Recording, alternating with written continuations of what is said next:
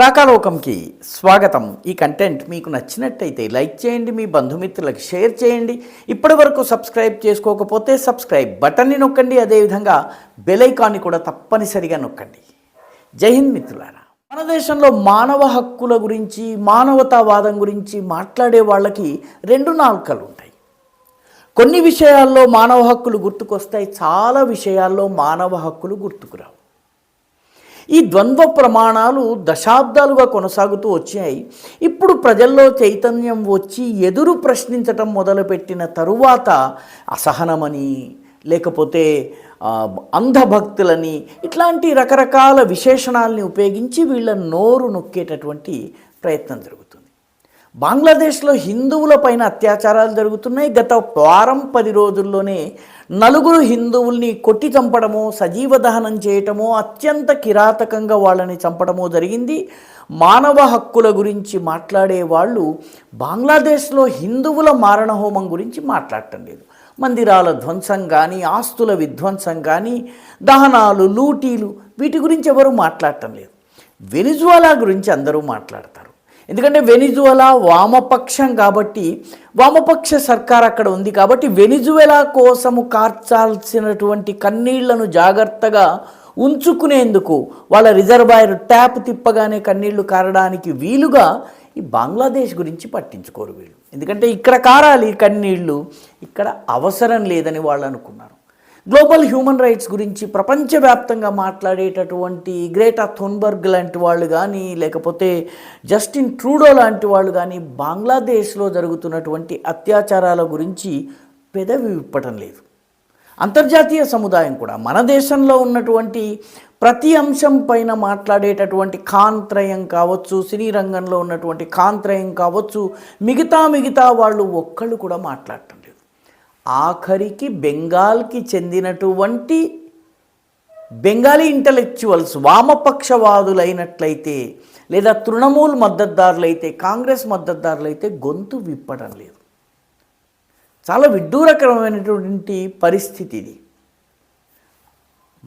అంతా మానవాళి అన్నప్పుడు అందరి కోసము సమానంగా గళం విప్పాలి.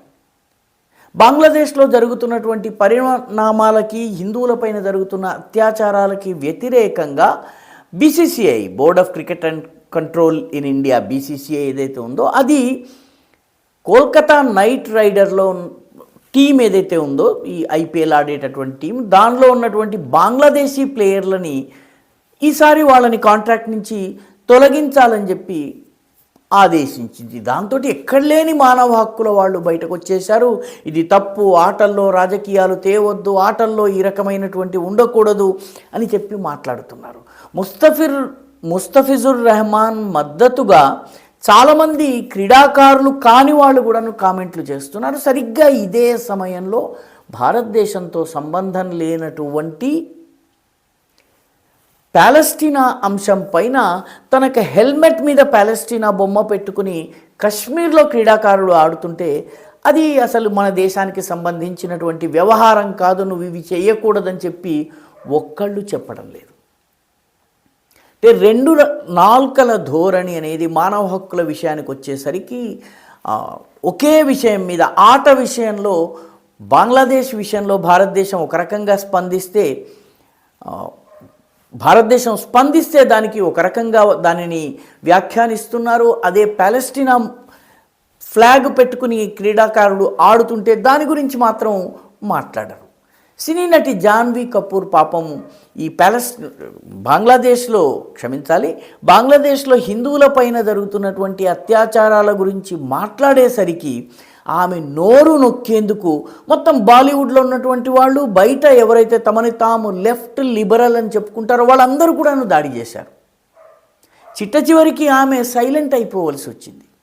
ఈ రెండు నాల్కల ధోరణి కొనసాగుతున్నంత కాలము ఈ రకమైనటువంటి ఇష్టారాజ్యం కొనసాగుతుంది. మానవ హక్కుల విషయంలో మాట్లాడేవారు అందరి విషయంలో సమానమైన కొలమానాలతో, కొలబద్దలతో వాళ్ళు స్పందించవలసినటువంటి అవసరం ఉంది.